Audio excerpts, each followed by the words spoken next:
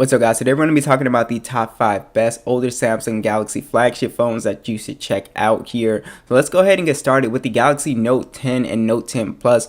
The Note 10 Plus you can get is going to be a little bit more expensive, but obviously if you want that, it's going to be bigger and just have slightly better specs as well. But I have the Note 10 and I really enjoy this phone, especially for people who have smaller hands. I think this is a great buy. It's $380 right now. I have all the links down below. It's got an aluminum frame, one of my favorite designs, the psychedelic sort of shifting color design. It still looks really beautiful. IP68 dust and water resistant on here as well. You do have the stylus support, of course. I think no phones are going to be the best for anybody who does digital artwork on their phone, or if you just want to navigate with the stylus. I think the features and everything are just, superior than what else is out there. You do have a 6.3-inch dynamic AMOLED display at HDR10 Plus. It is a 1080p panel for 140 ppi with a 90% screen to body ratio. Absolutely beautiful display. I really enjoy looking at the display colors. The punch hole, it does have a slight curve to it as well, so I have no issues with the Note 10's display. It's a really nice display. This phone is running Android 11 with the Snapdragon 855 and the Adreno 640 on here. Basically, this phone is still a beast at gaming. I was even able to play Fortnite at 60 FPS, so check out the gaming tests I have on these phones. And yeah, so as far as gaming performance, you're gonna have a great time there. This phone has no SD card support, but 256 gigs of internal storage and 8 gigs of RAM is on this phone, so I think that's enough for most people. You do have on here stereo speakers, no headphone jack, NFC, a fingerprint scanner under the display, and Samsung desktop support is supported on this device. And this phone also has some pretty good cameras, a triple camera setup, a 12 megapixel standard, a 12 megapixel telephoto, and a 16 megapixel ultra wide, as well as 4K video, 30 or 60. And then you have a 10 megapixel selfie cam that shoots in 4K as well. So image quality on here is pretty good. I think a lot of these older flagships, for the price that you're paying, you're still getting excellent cameras with these guys. As you can see, very good detail, good dynamic range. Overall, I had zero complaints with image quality on here. Now, this phone does have a 3500 milliamp battery with 25-watt charging, with wireless charging at 12 watts and reverse wireless charging at 4.5 watts.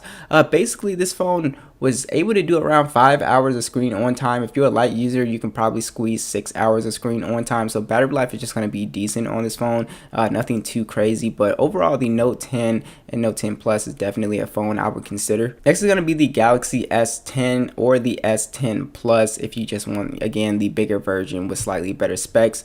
So the S10 is the one that I have, and I really like this device because it's super cheap at $240. So the price to spec ratio is really crazy on this guy. You have an aluminum frame on here, glass back, IP68 dust and water resistant on here. Still has a really great design. Beautiful display on here. A dynamic AMOLED display, HDR10 Plus at 6.1 inches. It's also a 1440p display, 554 the PPI, and the display is absolutely beautiful on here. Extremely sharp is one of my favorite things about it. You do have Android 11 with the Snapdragon 855 and Adreno 640 on here. Again, this is another phone that does a great job with gaming, so most games you can pretty much play at high settings.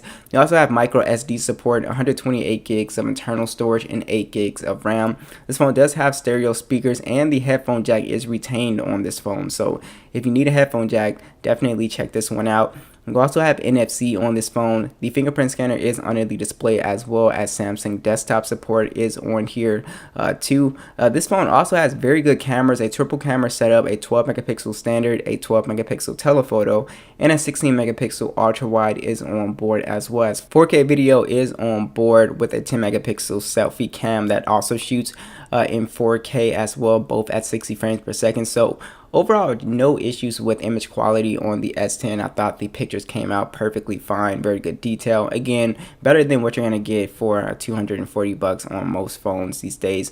So this phone also has 3400 milliamp battery with 15-watt charging. It does have wireless charging along with reverse wireless charging. Battery life is pretty good on this phone. Again, not anything too crazy, around 5 hours, 4 hours of screen on time. So it's just average battery life, but definitely you really get all the bells and whistles for the cheap with this phone, which is something that I really love.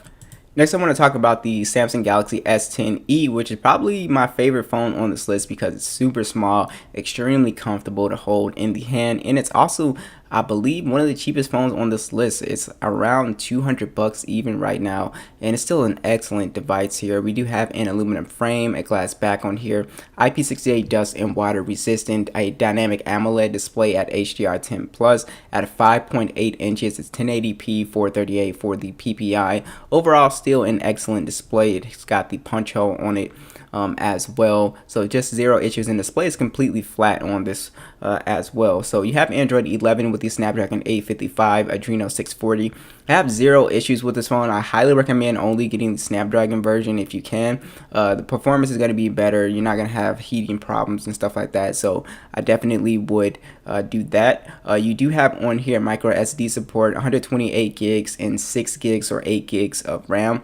You do have on here stereo speakers are still on board, super crispy sounding, very loud. You do have your headphone jack on board as well as NFC, and even Samsung was nice enough to throw in the Samsung desktop support too on the S10e, which is really awesome as well. This phone has one of my favorite implementations of the fingerprint scanner. It's on the side, and I think it works fantastic. It's very fast, very natural feeling.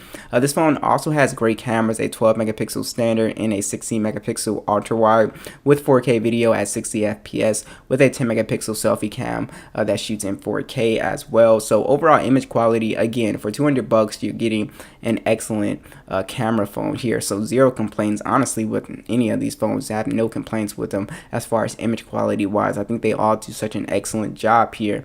You do have on here, I guess the one issue is a kind of a smaller battery, a 3100 milliamp battery, 15-watt charging with wireless charging, and also reverse wireless charging is on here, so you can charge other devices with this phone.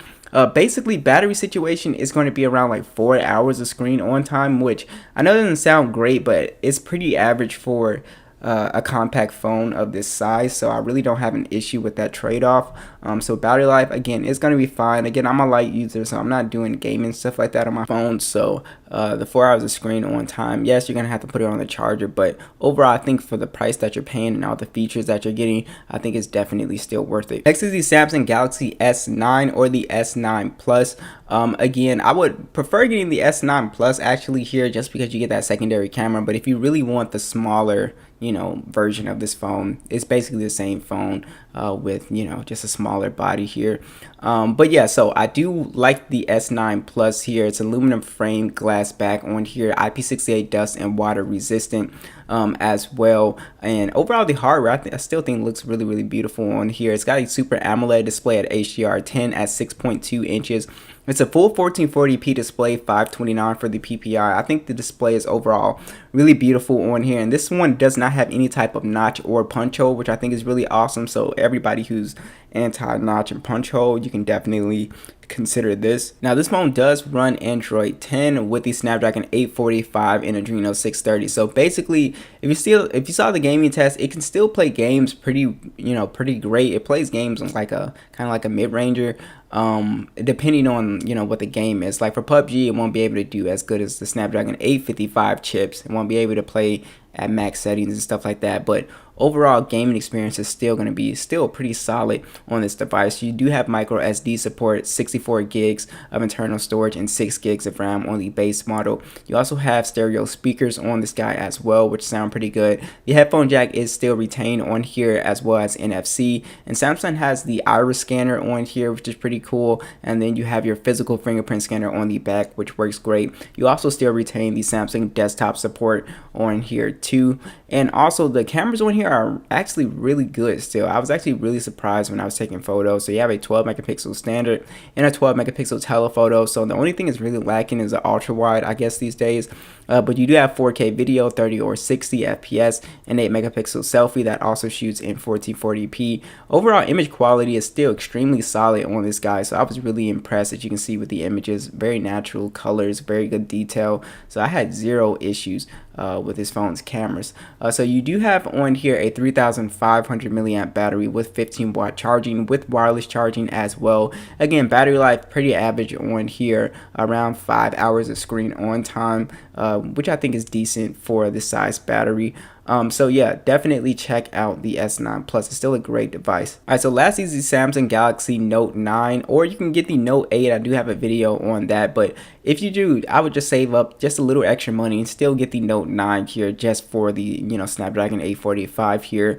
But overall, the Note 9 is still a very solid device. If you want a phone with a stylus for extremely cheap in that $200 price range, definitely check out the Note 9. It's really a no-brainer here. You do have a full premium design on here. It's a full glass and metal design, IP68 dust and water resistant on here. You have a 6.4 inch Super AMOLED display with HDR10 at 6.4 inches. It is a full 1440p display, 516 for the PPI. Overall, still a beautiful display, and again, no notch or punch hole on this guy, which is really awesome. It's running Android 10 with the Snapdragon 845 and the Adreno 630, and that was also another reason is the Note 8 I believe standard is still running Android 9, I believe. Now, I think there are ROMs and stuff for these phones, but a lot of people don't know how to flash them, so that's why I say just go with the Note 9.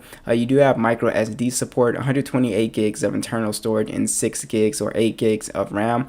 You do have a stereo speaker setup on here, which actually sounds still really good, and you do have a headphone jack on here as well as NFC. This phone does have the iris scanner as well, and you do have the Samsung desktop support on here too, which is really awesome as well. This phone takes still excellent photos, a 12 megapixel standard and a 12 megapixel telephoto with 4K video at 60 FPS, and then you also have an 8 megapixel selfie cam that shoots in 1440p. So overall, image quality is still going to be very good on the Note 9, so it's nothing I would worry about.